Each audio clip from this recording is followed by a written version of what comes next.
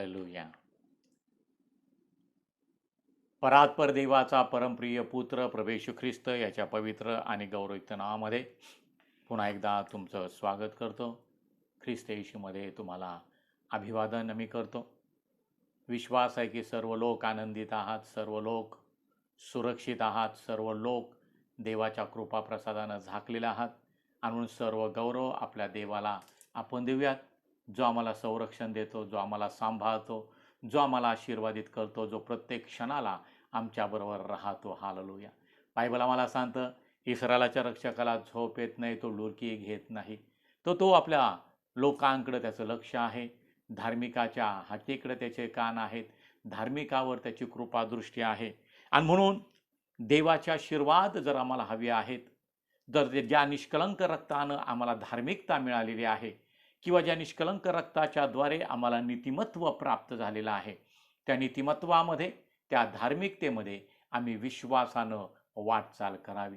देवाच्या वचनाप्रमाणे आम्ही चालतो, देवाच्या इच्छेप्रमाणे आम्ही चालतो, त्यावेळेस आम्हाला बाकीच्या गोष्टींची काळजी करण्याचं कारण नाही. कारण प्रभू येशू ख्रिस्त जो आमचा उद्धार करता, तो स्वतः म्हणतो, प्रथम माझं नीतिमत्व आणि माझी धार्मिकता मिळवण्याचा प्रयत्न करा, म्हणजे बाकीच्या गोष्टी तुम्हाला आपोआप मिळतील. हालेलुया.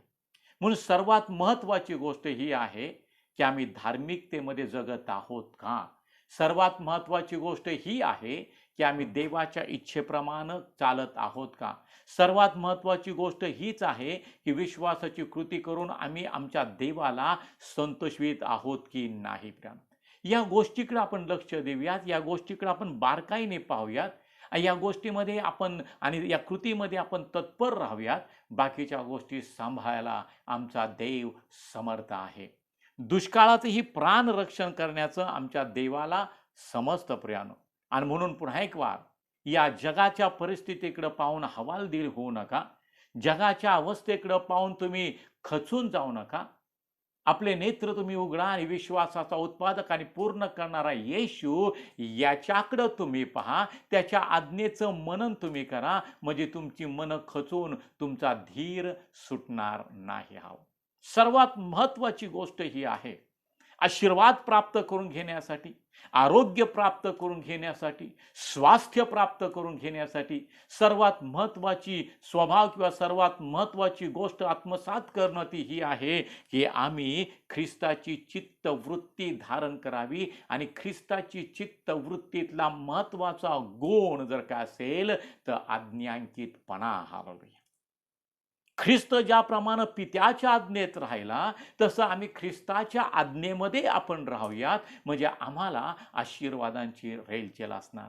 म्हणून आज्ञांकितपणाविषयी किंवा आज्ञेविषयी आम्ही काही दिवसापासून अभ्यास करत आहोत. देवाचा आत्मा आम्हाला नव्या नव्या गोष्टी त्याच्यातून शिकवत आहे.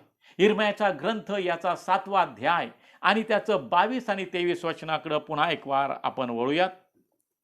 इर्मया याचा 7वा अध्याय आणि त्याचं 22 आणि 23 वचन. तुमच्या पूर्वजास मी मिसर देशातून बाहेर आणिले, तुमच्या पूर्वजास मी मिसर देशातून बाहेर आणिले, त्या दिवशी होम बलींविषयी किंवा यज्ञ बलींविषयी मी त्यास काही सांगितले नाही व आज्ञा दिली नाही किंवा आज्ञा पिलं नाही. तर मी त्यास एवढीच आज्ञा केली की माझे वचन ऐका, म्हणजे मी तुमचा देव होईन व तुम्ही माझे लोक व्हाल. तुमचे बरे व्हावे म्हणून जो सरळ मार्ग मी तुम्हास सांगतो त्याने चाला. पहा, या ठिकाणी देव त्या वचनातून आम्हाला सांगत आहे, इस्रायल लोकांना तो म्हणत आहे, तुमच्या पूर्वजास मी मिसर देशातून बाहेर आणले, गुलामगिरीतून बाहेर आणले, दास्यत्वातून बाहेर आणले, त्या आम्ही पाहतो, आणि परावलंबी आम्ही पाहतो, आणि पारतंत्र्यामधून त्यांनी बाहेर काढलं. त्या दिवशी होम बलीविषयी किंवा यज्ञ बलीविषयी मी त्यास काही सांगितले नाही. तो म्हणतो मी होम बलीविषयी सांगितलं नाही, यज्ञ बलीविषयी मी काय त्यास सांगितले नाही व आज्ञा दिली नाही. मग काय सांगितलेलं आहे? 23व्या वचनामध्ये सांगितलं, परमेश्वर म्हणतो तर मी त्यास एवढीच आज्ञा केली की माझे वचन ऐका. म्हणजेच माझी वाणी ऐका.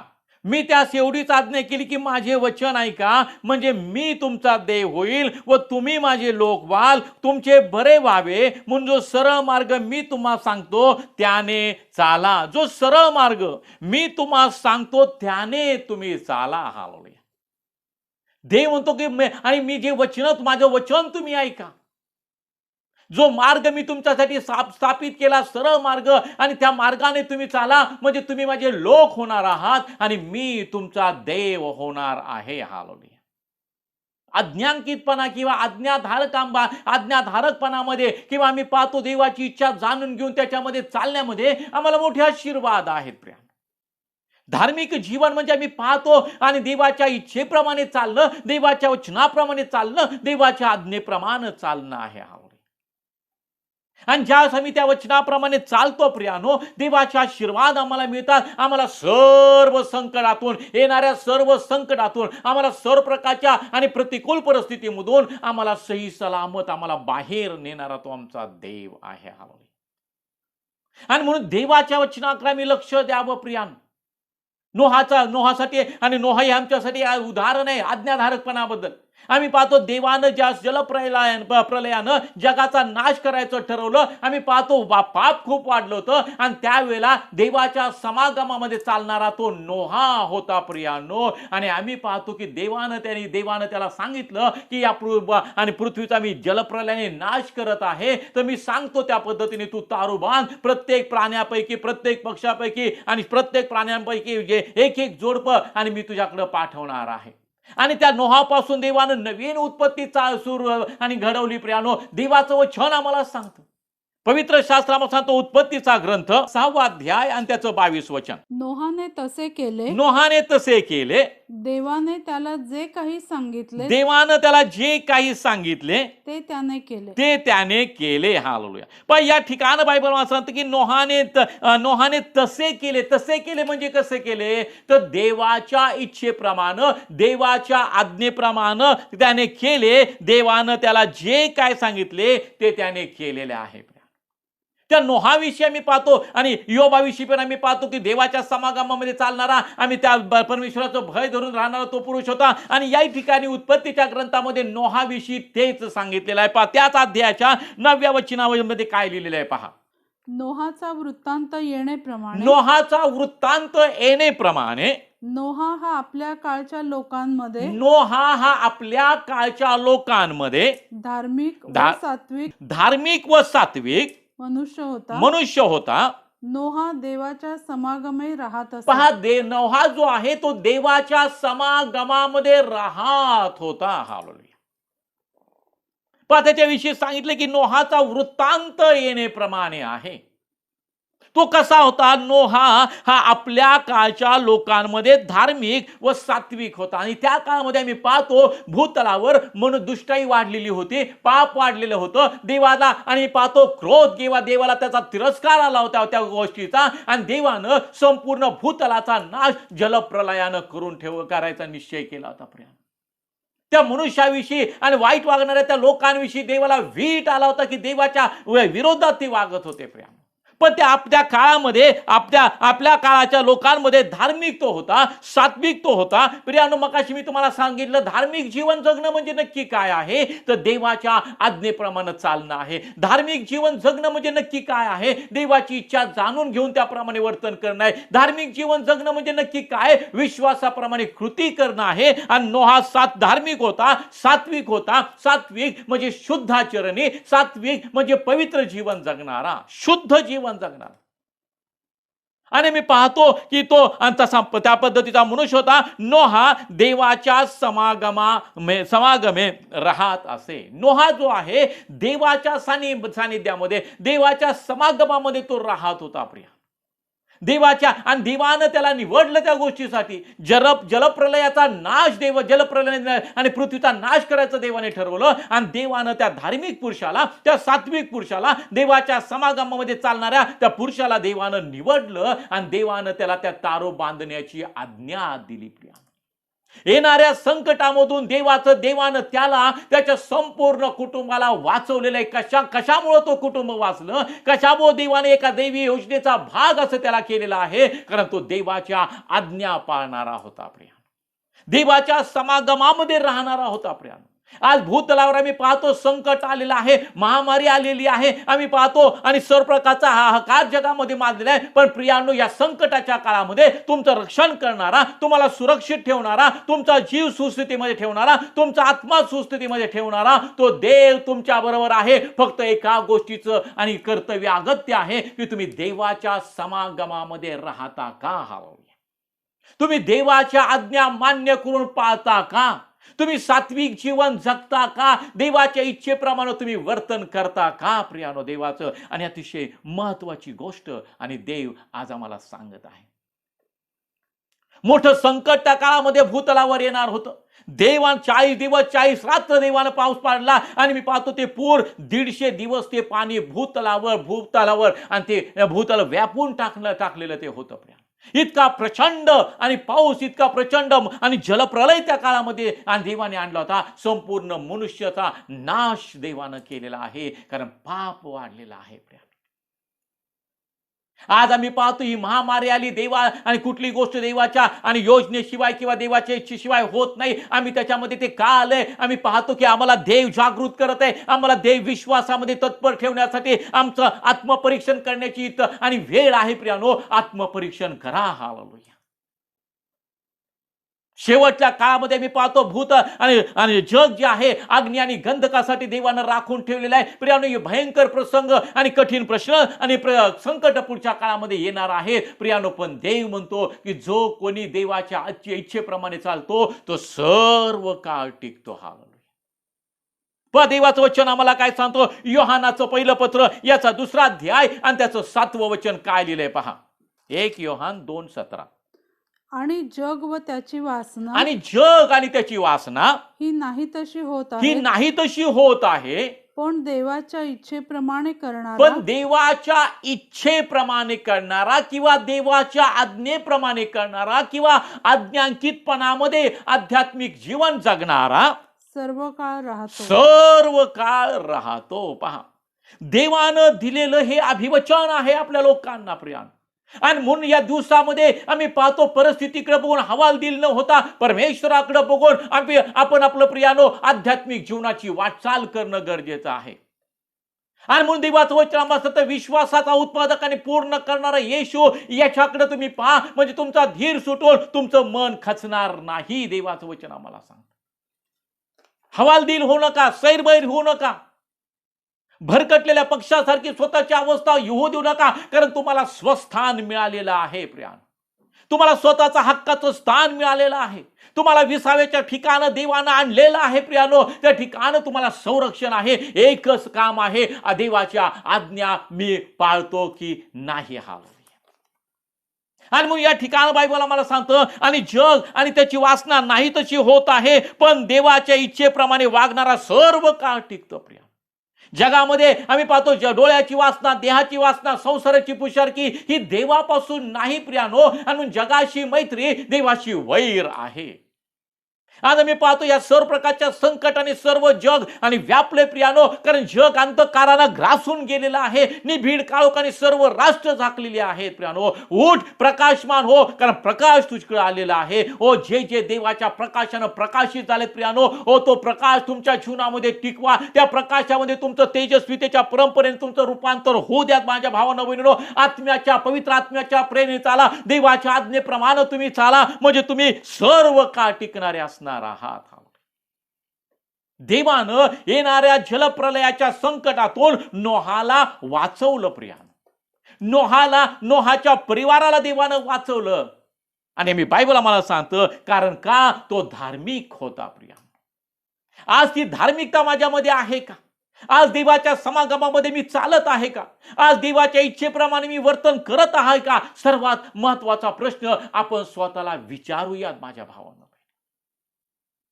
तो देवाच्या समागमामध्ये चालत होता आणि मी पाहतो देवानं त्याला, त्याच्या कुटुंबाला त्या संकटातून वाचवलं. आणि आजच्या या भयंकर संकटातून तुम्हाला वाचायचं आहे का? तर देवाच्या समागमामध्ये चाला, देवाच्या आज्ञेप्रमाणे तुम्ही चाला. आणि बायबल मला सांगतं, आणि त्या 22व्या वचनामध्ये, त्या उत्पत्तीच्या 6व्या अध्यायाच्या 22 वचनामध्ये, नोहाने तसे केले, देवानं त्याला जे काही सांगितले ते त्याने केले. हालेलुया. आणि त्या कुटुंबाचं तारण झालं, त्या कुटुंबाला संरक्षण मिळालं, त्याच्यापासून एक नवीन आणि पिढी देवाने आणि तयार केल्या प्रियानो. आणि आमचा देव हा सामर्थ्याचा देव आहे. म्हणून जसं मी आज्ञांकितपणामध्ये चालतो, आम्ही पाहतो आम्हाला आशीर्वाद आहेत. रोमकराचं पत्र याचा 5वा अध्याय आणि त्याचं 19 वचन. हालेलुया. जसे त्या एका मनुष्याच्या आज्ञाभंगाने बहुत जण पापी ठरले, आदामाच्या आज्ञाभंगाने बहुत जण पापी ठरले, तसे ह्या एकाच्या आज्ञापालनाने बहुत जण नीतिमान ठरतील. हो, प्रभू येशू ख्रिस्ताच्या आज्ञापालनाने आम्हाला नीतिमत्व मिळालेलं आहे प्रियानो.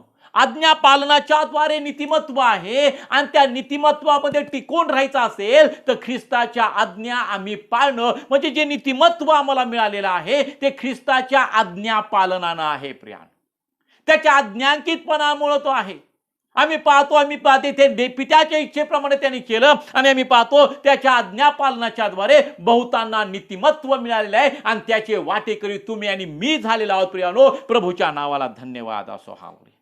त्यानं आमची आठवण केली, त्यानं आम्हाला आशीर्वाद दिला, आम्हाला नीतिमत्व त्यानं दिलं. त्याच्या कृपेनं आम्हाला ते मिळाले. त्या आज्ञापालनाच्या द्वारे आम्हाला नीतिमत्व मिळाले. आणि त्या नीतिमत्वामध्ये चालण्यासाठी आता आम्हाला ख्रिस्ताच्या आज्ञापालनाकडे लक्ष देणं किंवा त्याच्यामध्ये चालणं गरजेचं आहे. आणि त्या नीतिमत्तेचा परिणाम आमच्या जीवनामध्ये काय झालेले? नीतिमत्तेचा परिणाम यशाच्या ग्रंथाच्या 32 अध्यायाच्या 17 आणि 18 वचनामध्ये आम्ही पाहतो. आणि नीतिमत्तेचा परिणाम शांती व तिचे फळ सर्वकाचे स्वास्थ्य व निर्भयता होईल. आणि माझे लोक शांत स्थळी निर्भय वसतिस्थानात व सुखाश्रमात राहतील. हालेलुया. एकाच्या अवज्ञेमुळे, आज्ञाभंगामुळे मरण मनुष्यामध्ये पसरलं. आणि एकाच्या आज्ञापालनामुळे बहुतांना नीतिमत्व मिळालं. त्या बहुतांमध्ये देवानं तुमची आणि माझी आणि निवड केली किंवा आमचा सहभाग त्याच्यामध्ये आहे. आणि त्याचा परिणाम आमच्या जीवनामध्ये काय होतो? ज्या आज्ञापालनाच्या द्वारे आम्हाला नीतिमत्व मिळालेलं आहे, त्या आज्ञापालनाच्या त्याचा परिणाम आमच्या जीवनामध्ये काय आहे? तर प्रियानो, शांती आहे, तिचे फळ सर्वकाचे स्वास्थ्य आणि निर्भयता असं होईल. घाबरू नका. त्या नीतिमत्तेचा परिणाम तुमच्या जीवनातून दिसू द्यात प्रियानो. आज्ञापालनाच्या द्वारे तो परिणाम तुमच्या जीवनामध्ये दिसणं गरजेचं आहे प्रियानो. आणि मी पाहतो त्याचं आणि परिणाम आहे शांती आहे. जगामध्ये अशांतता असेल पण तुमच्यामध्ये ख्रिस्तानं तुमच्या हृदयामध्ये आणि शांतीचा अधिपती त्याने तुमच्या जीवनावर शांतीचं राज्य केलेलं आहे. तो शांतीचा अधिपती तुमच्या हृदयामध्ये आहे, तुमच्या अंतःकरणामध्ये आहे, तुमच्या घराचा पुढारीने मोरक्यात तो आहे. आणि मी पाहतो शांती तिचे फळ सर्वकाचे स्वास्थ्य आहे. त्या नीतिमत्वाचं फळ काय? तर सर्वकाचं स्वास्थ्य त्या ठिकाणी आहे. आणि निर्भयता होईल, भय नाही. म्हणून कुणाच्याही चेहऱ्यावर त्या भयाची छटा येता कामा नये, कुणाच्याही चेहऱ्यावर ते भय दिसता कामा नये. तर प्रत्येकाच्या चेहऱ्यावर प्रभूचा मुखप्रकाश दिसणं गरजेचं आहे. तेज तुमच्यामध्ये असणं गरजेचं आहे. तेजस्वीतीच्या परंपरेने तुमचं रूपांतर होणं गरजेचं आहे प्रियानो. आणि म्हणून नीतिमत्व एकाच्या आज्ञापालनाच्या द्वारे बहुतेक आणि बहुत जण नीतिमत्व त्यांना प्राप्त झालंय. आणि त्याचा परिणाम आहे. आणि मी पाहतो शांती आहे, सार्वकाचं स्वास्थ्य आहे आणि निर्भयता आणि त्या ठिकाणी आहे. पुढे बायबल आम्हाला सांगतं आणि आणि माझे लोक शांत स्थळी निर्भय वसतिस्थानात आणि सुखाश्रमामध्ये राहतील. माझे लोक असं कोण म्हणतं?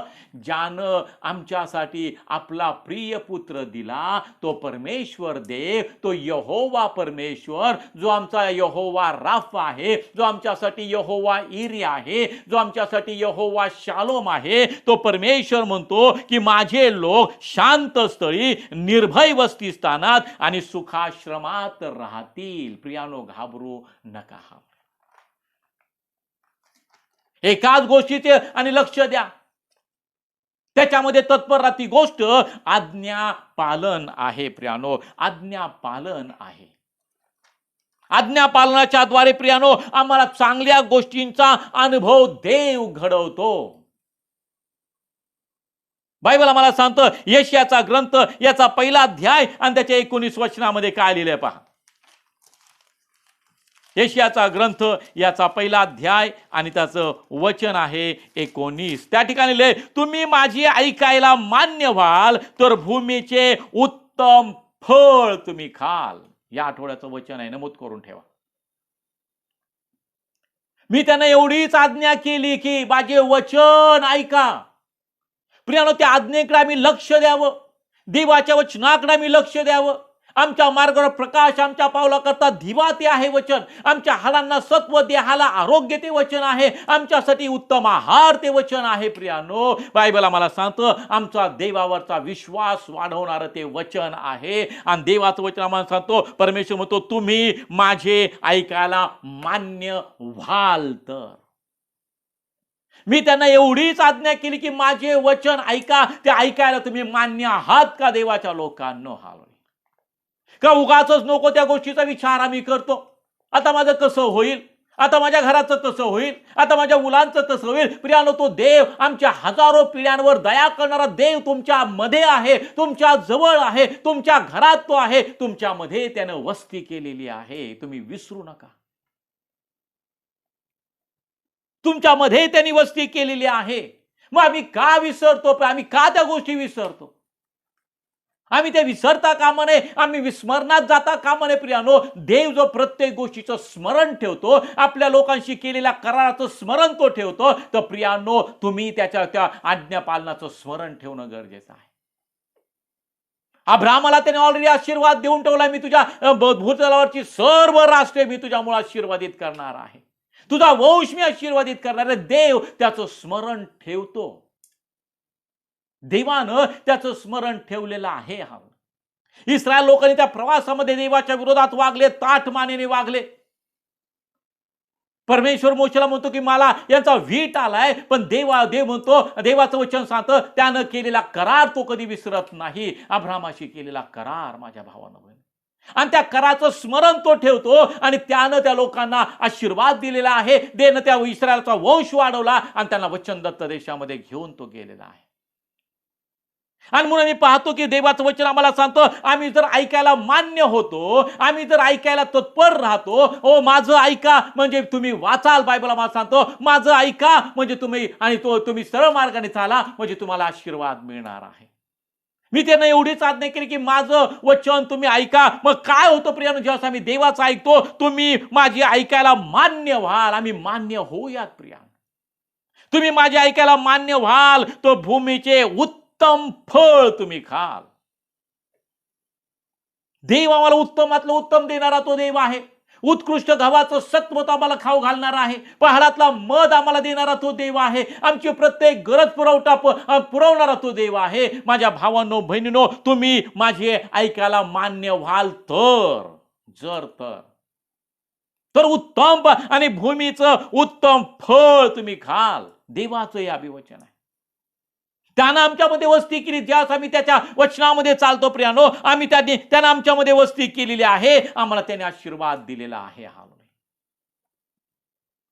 आम्ही पाहतो योहानाचं शुभवर्तमान याचा 14वा अध्याय आणि त्याचं 24 व 23 वचनामध्ये काय लिहिलंय पहा. येशूने त्याला उत्तर दिले, येशूने त्याला उत्तर दिले, कोणाचे मजवर प्रेम असेल कोणाचे मजवर प्रेम असेल तर तो माझे वचन पाळील तर तो माझे वचन पाळील आणि माझा पिता त्याचवर प्रेम करील आणि माझा पिता त्याचवर प्रेम करील. आणि आम्ही त्याचकडे येऊन आम्ही त्याचकडे येऊन त्याचबरोबर वस्ती करू. प्रभूची स्तुती असो प्रिया. काय लिहिले या ठिकाणी? येशूने त्याला उत्तर दिले, ज्याची माझ्यावर प्रीती असेल तो माझी वचने पाळील. हा, मी त्यांना एवढीच आज्ञा केली की माझे वचन तुम्ही ऐका, म्हणजे वचनाप्रमाणे तुम्ही चाला, माझ्या आज्ञेप्रमाणे तुम्ही चाला. येशूने त्याला उत्तर दिले, ज्याची माझ्यावर प्रीती असेल तो माझी वचने पाळेल. प्रियांनो, जर देवावर तुमची प्रीती आहे तर मी नेहमी सांगतो तुम्हाला, केवळ आय लव्ह यू जीसस म्हणून आम्ही देवावर प्रेम करतो हे सिद्ध होत नाही. तर तुम्ही देवावर प्रेम करता हे कशानं सिद्ध होईल? वचनाप्रमाणे कृती केल्यानं, देवाचं ऐकायला मान्य झाल्यानं, देवाच्या आज्ञेप्रमाणे चालल्यानं, आणि ते सिद्ध होतं की तुम्ही देवावर प्रीती करता आहात. आणि जेव्हा आम्ही तो माझी वचनं तुम्ही पाळाल, माझा पिता त्याच्यावर प्रीती करेल आणि आम्ही त्याच्याकडे येऊन त्याच्या बरोबर वस्ती करू. आमेन. आम्ही त्याच्याकडे येऊन त्याच्या बरोबर वस्ती करू. त्या धार्मिकाबरोबर देवाच्या समागमामध्ये चालणं आहे. नोहा तेच करत होता, अब्राहम तेच करत होता, हनोकाने तेच केलं, दानिएलाने तेच केलं, प्रेषित पौलाने तेच केलं, पेत्रानं तेच केलं. आज आपण काय करत आहोत प्रिया? जर आम्ही देवाचं वचन ऐकतो तर प्रियानो आम्ही देवाचे आणि प्रीतीत असतो आणि तो माझी वचने पाळेल, माझा पिता त्याच्यावर प्रीती करेल आणि आम्ही त्याच्याकडे येऊन त्याच्याबरोबर वस्ती करू. देवाची वस्ती, देवाचा सहवास, देवाचा आशीर्वाद, देवाचं समागम आम्हाला प्राप्त होणार. कशाच्या द्वारे? आज्ञेच्या द्वारे, आज्ञांकितपणाच्या द्वारे. आणि त्याच अध्यायामध्ये आम्ही पाहतो 21व्या वचनामध्ये काय लिहिलंय? मी स्वतः त्याला व्यक्त होईल. काय लिहिलंय पहा? ज्याच्याजवळ माझ्या आज्ञा आहेत, ज्याच्याजवळ माझ्या आज्ञा आहेत व त्या जो पाळतो, आणि त्या जो पाळतो. पहा, ज्याच्याजवळ माझ्या आज्ञा आहेत ते त्या जो पाळतो तोच मजवर प्रीती करणारा आहे. आमेन आमेन. परत एकदा वाचा.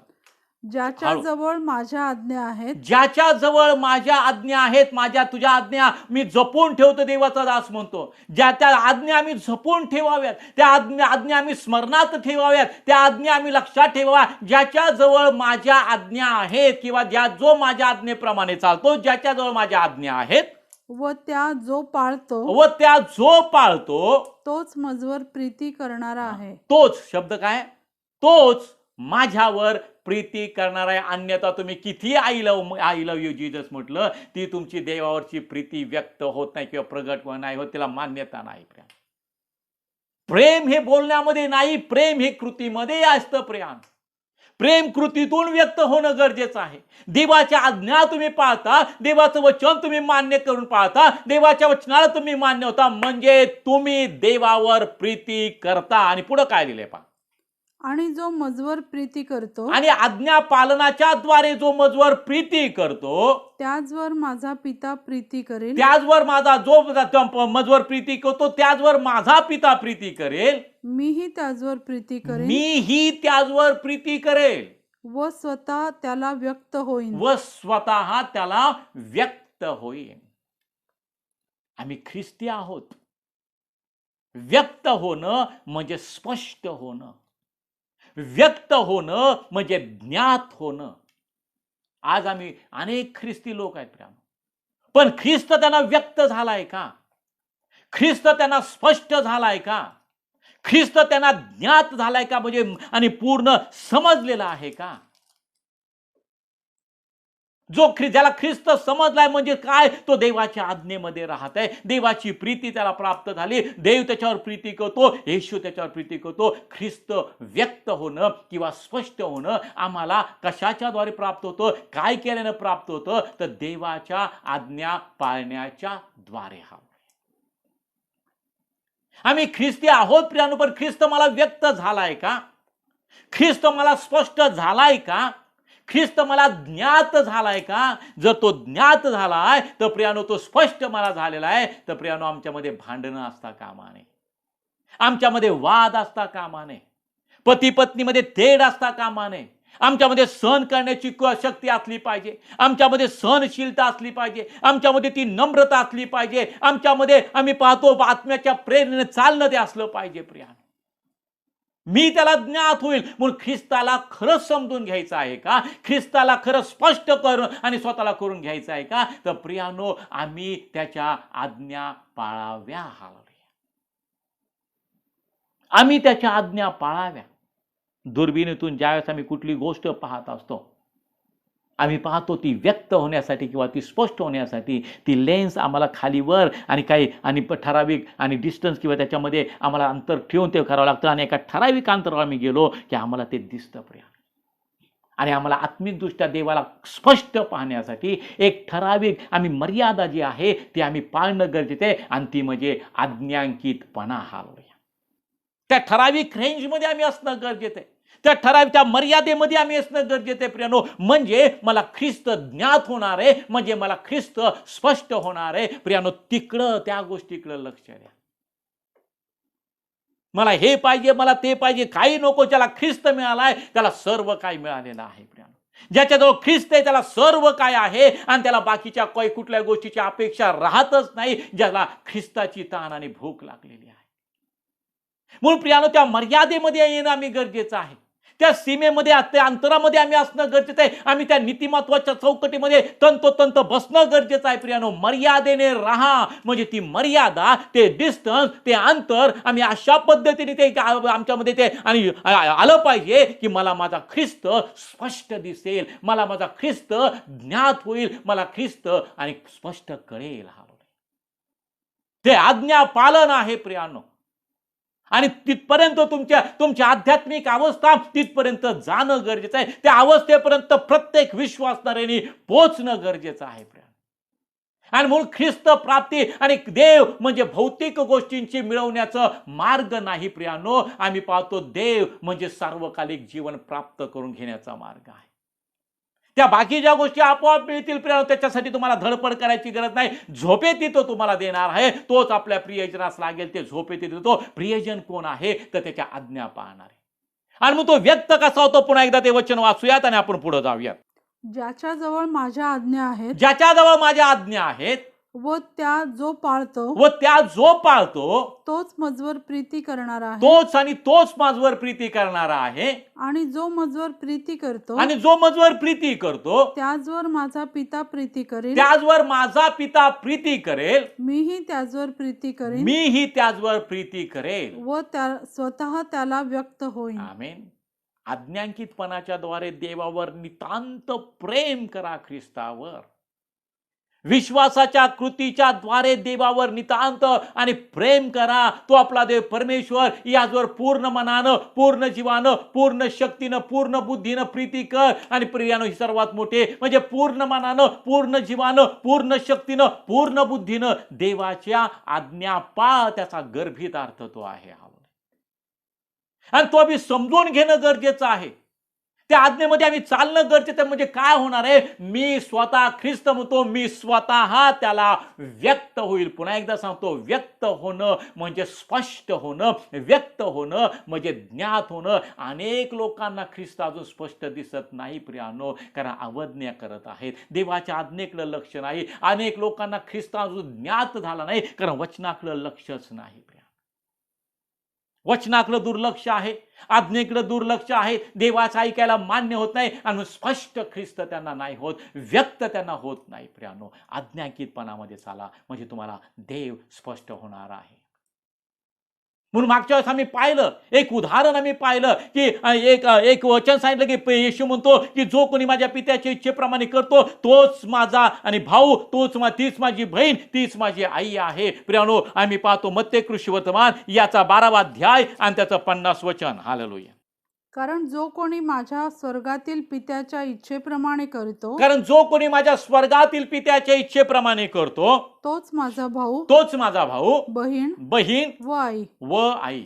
जो कोणी माझ्या पित्याच्या इच्छेप्रमाणे करतो, जो कोणी माझ्या पित्याच्या आज्ञेप्रमाणे वागतो, तोच माझा भाऊ, तीच माझी बहीण, तीच माझी आई. असं स्पष्ट देव प्रभू येशू ख्रिस्त करत. आणि जुन्या करारामधलं एक अतिशय उत्कृष्ट उदाहरण आज मी तुम्हाला सांगणार आहे. राहाब ही एक वेश्या होती प्रिया. आणि ज्यावेळेस तिने आणि यरीहो जिंकण्यासाठी तिने एक मोलाची जबाबदारी आणि पार पाडली होती. ज्यावेळेस यहोशुवानं आणि काही हेर पाठवले यरीहोचं आणि टेहाळणी करण्यासाठी, पाहणी करण्यासाठी, त्या राहाबेने आणि त्यांना आपल्या सुरक्षित लपवून ठेवलं होतं आणि त्यांना सुरक्षिततेने आणि पाठवून दिलं होतं. आणि देवाच्या आणि योजनेला आणि तिने अशा रीतीनं विश्वासानं आणि हातभार लावला होता आणि त्या हेर जे आहेत त्यांचं सहाय्य तिने केलं होतं. देवाच्या योजनेला आणि विश्वासानं ती सामोर गेली, न घाबरता न डगमगता. त्या देवाच्या लोकांना, त्या हेरांना आणि तिने आपल्या घरात लपवून ठेवलं आणि सुरक्षित त्यांना परत पाठवून दिलं. आणि परमेश्वरानं ज्या यहोशुवानं यरीहो काबीज केलं तेव्हा त्या ठिकाणी सर्वांची कत्तल झाली. पण देवा यहोशुवानं राहाबेचं घर, राहाबेला संरक्षण दिलं आणि तिला वाचवलेलं आहे. आम्ही पाहतो आणि इब्रिकराचं पत्र याचा 11वा अध्याय त्याचं 31 वचन हे एक उदाहरण वाचूयात आणि आपण प्रार्थना करूयात. विश्वासाने राहाब कसबीनीचा तिने हेरांचा स्वीकार स्नेहभावाने केल्यामुळे, नुसता स्वीकार कसं केला नाही तर तिने स्नेहभावाने, तिने हेरांचा स्वीकार स्नेहभावाने केला. देवाच्या योजनेचा एक भाग तिला माहित होतं आणि मी पाहतो तिचा स्नेहभावाने तिने स्वीकार केला. अवज्ञा करणाऱ्यांबरोबर नाश झाला नाही. अवज्ञा करणाऱ्यांबरोबर तिचा ते नाश झाला नाही. म्हणजे अवज्ञा करणाऱ्यांचा काय होतो? नाश होतो. पुन्हा एकदा वाचा ते वचन. विश्वासाने राहाब कसबीनीचा तिने हेरांचा स्वीकार स्नेहभावाने केल्यामुळे, तिने हेरांचा स्वीकार, जे यहोशुवाने हेर पाठवले होते त्याची पाहणी करण्यासाठी, त्याचा स्वीकार स्नेहभावाने केला, प्रेमानं तिने केला. अवज्ञा करणाऱ्यांबरोबर तिचा नाश झाला नाही. अवज्ञा करणाऱ्यांबरोबर तिचा नाश झाला नाही. त्यानंतर मी पाहतो याकोबाचं पत्र याचा 2रा अध्याय आणि त्याचं 25 वचन. हे फक्त 1-2-3 वचन वाचूयात हे आणि उदाहरण आपण पाहूयात आणि आपण प्रार्थना करूया. तसेच राहाब वेश्याहीने जासुदांचा पाहुणचार केला व त्यास दुसऱ्या वाटेने लावून दिले. त्यास पाहुणचार करून त्यास दुसऱ्या वाटेने सुरक्षित मार्गाने त्यांची पाठवणी केली, त्यांना लावून दिलं. यात ती क्रियांनी नीतिमान ठरली नाही काय? बस यात ती क्रियांनी नीतिमान ठरली नाही का? म्हणजे तिची ती कृती तिला नीतिमत्व बहाल करण्यात आला हवं. त्या क्रियांनी ती नीतिमत्व झाली. विश्वासाची कृती याप्रमाणे केली तिचा आणि त्याचा विश्वास त्याला नीतिमत्व असं गणण्यात आला. आणि हिने विश्वासानं कृती केली त्यात ती नीतिमान ठरली प्रियानो. आणि नीतिमत्तेचा परिणाम सर्वकाचं स्वास्थ्य, संरक्षण आहे. आणि मी पाहतो सुरक्षितता त्या ठिकाणी आहे. आणि मी पाहतो ज्यास यरीहो काबीज केलं, राहाबेचं संरक्षण देवानं केलेलं आहे. अज्ञानकीतपणा, अवज्ञा करणाऱ्यांबरोबर तिचा नाश झाला नाही, कारण तिने आज्ञा पाळली. तिने स्नेहभावाने त्या आणि हेरांचा आणि पाहुणचार केला, त्यांना दुसऱ्या मार्गाने, सुरक्षित मार्गाने तिने लावून दिलं. प्रियानो, तिची ही कृती विश्वासाची कृती आणि तिला नीतिमत्व आणि देण्यात आलं हवं. यहोशुवाचं पुस्तक याचा 6वा अध्याय आणि त्याच्या 17 वचनामध्ये काय लिहिलंय पहा. हे नगर व ह्यात जे काही असेल ते सर्व परमेश्वरास अर्पण करावे. मात्र राहाब वेश्येस आणि जी कोणी तिच्या घरी राहत असेल त्यास जिवंत ठेवावयाचे, कारण आपण पाठवलेल्या हेरास तिने लपवून ठेवले. कृतीने ती नीतिमान ठरली. आता सर्वात महत्वाची गोष्ट, ती कृतीने नीतिमान ठरली.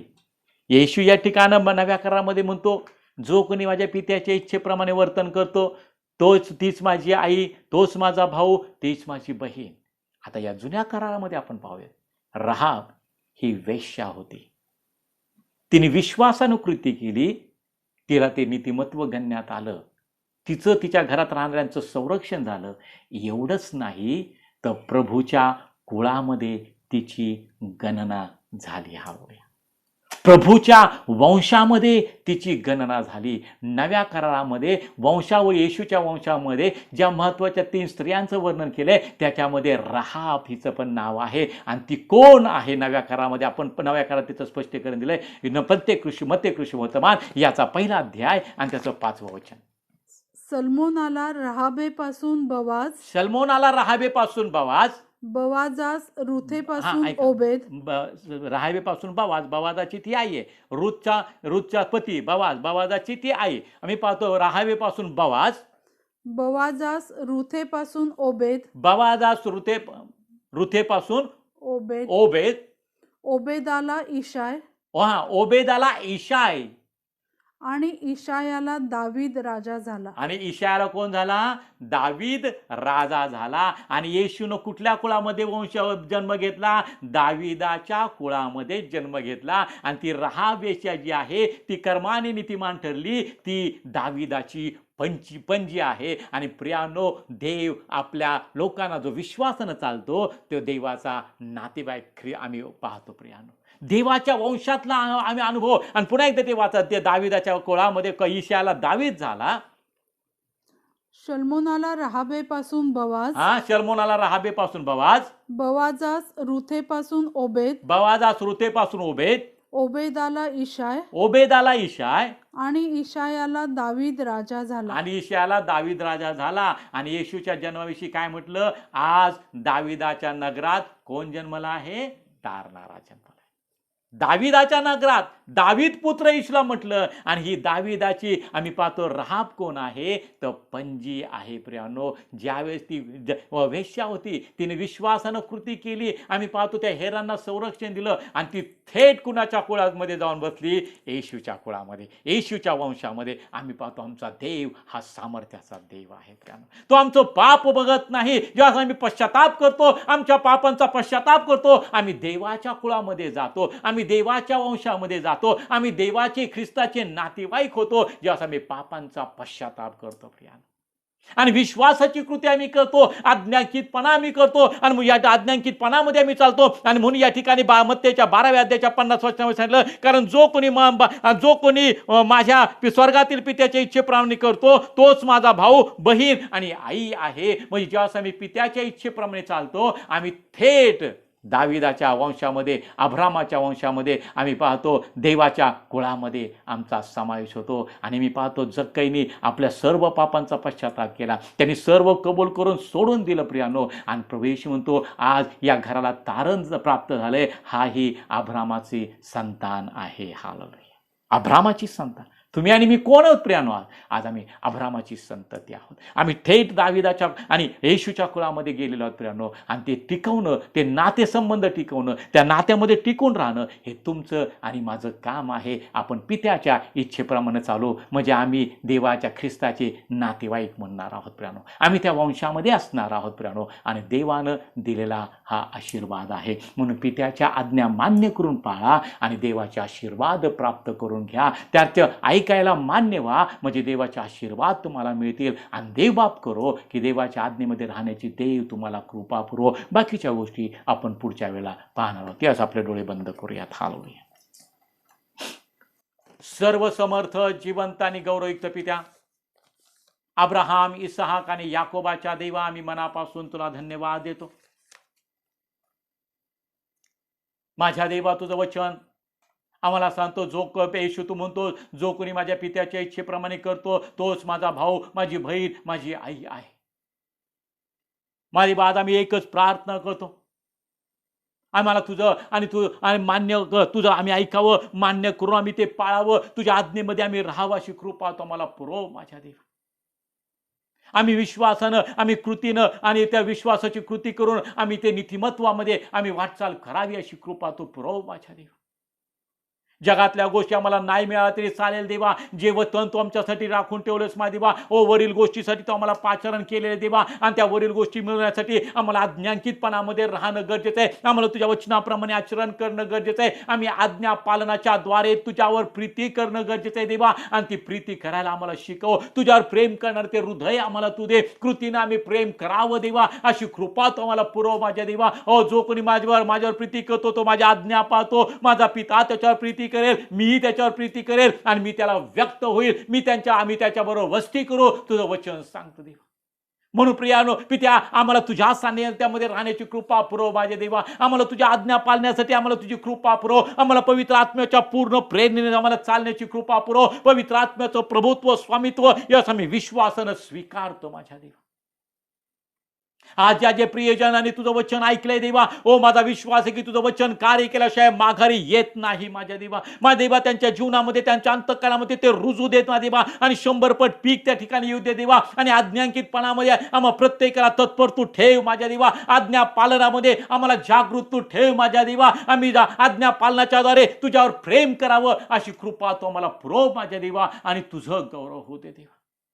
प्रत्येकाचा आत्मा, जीव आणि शरीर तुझ्या स्वाधीन करतो देवा. आणि देव जो पिता, देव जो पुत्र, देव जो पवित्र आत्मा या त्रैक्यामध्ये सर्व आशीर्वाद या ठिकाणातून विश्वासानं मी जाहीर करतो देवा. ते सर्व आशीर्वाद त्यांना तू दिलेस, मनापासून तुझे आभार मानतो माझ्या देवा. जगाच्या परिस्थितीकडे बघून आम्ही घाबरू नये देवा, कारण आम्हाला संकटामधून आमचं रक्षण करणारा तू आमचा देव आहेस माझ्या प्रभू. आणि तू जर आम्हाला अनुकूल आहेस तर आम्हाला प्रतिकूल काय असणार आहे. आणि त्याच विश्वासामध्ये प्रत्येकाला चालावं देवा. ते नीतिमत्व जे ख्रिस्ताच्या आज्ञांकितपणामुळं आम्हाला मिळालेलं आहे पित्या, हो त्या आज्ञांकितपणामध्ये आम्ही चालून माझ्या देवा त्या नीतिमत्वामध्ये आम्ही वाटचाल करावी अशी कृपा तो मला पुरव माझ्या देवा. म्हणजे नीतिमत्वाचे परिणाम आम्हाला प्राप्त होतील, आम्हाला ते दिसतील माझ्या देवा. ते करण्यासाठी, वचनाप्रमाणे आचरण करण्यासाठी आम्हा प्रत्येकाला तुझी कृपा पुरव माझ्या देवा.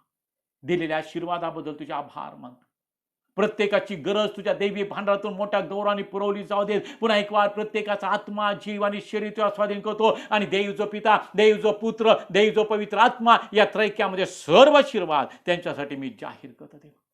मागच्या आठवड्यात ज्यांचे वाढदिवस झाले देवा, यास मी प्रार्थना करतो त्या प्रत्येकाला तुझ्या आशीर्वादानं भर. त्यांच्या आयुष्याला एक नवीन वर्ष जोडून जी कृपा त्यांच्यावर तू केली देवा, या कृपेबद्दल मी मनापासून तुझे आभार मानतो. हे नवीन वर्ष या प्रियजनांसाठी अधिक मोठ्या आशीर्वादाचं कारण ठरू देत माझ्या देवा. स्वर्गीय आकाश आणि कपाट उघडली जाऊ देत आणि तुझ्या आशीर्वादांची ओतणी, तुझ्या कृपेचा वर्षाव त्यांच्यावर तू कर. डोळ्यांनी पाहिलं नाही, कानानं ऐकलं नाही, त्यांच्या मनात देखील नाही, अशा अद्भुत गोष्टींचा अनुभव या नवीन वर्षामध्ये त्यांना तू दे माझ्या देवा. आणि अशी अनेक वर्ष येशूच्या नामामध्ये त्यांच्या आयुष्याला जोडून त्यांना दीर्घायुष्य तू दे अशी मी प्रार्थना करतो देवा. ख्रिस्त येशूची शांती आणि आशीर्वाद त्या प्रत्येकासाठी मी जाहीर करतो देवा.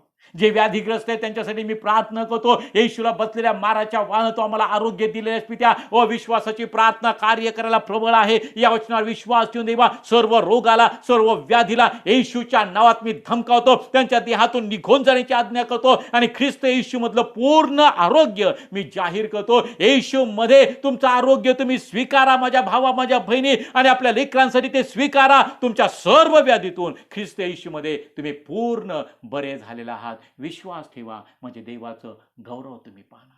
मान, सन्मान, गौरव केवळ तुला देती प्रार्थना ख्रिस्त येशूच्या नावात तुला सादर करतो. स्वर्गातील पित्या तू ऐक. आमेन, आमेन. आता सर्व समर्थ देवाची प्रीती, प्रभू येशू ख्रिस्ताची कृपा आणि पवित्र आत्म्याची सहभागिता तुम्हा प्रत्येकाबरोबर, जगातील सर्व त्याच्या प्रियजनांबरोबर आत्ता आणि सदा सर्व काळ असो. आमेन, आमेन. प्रभूची शांती तुमच्याबरोबर असो.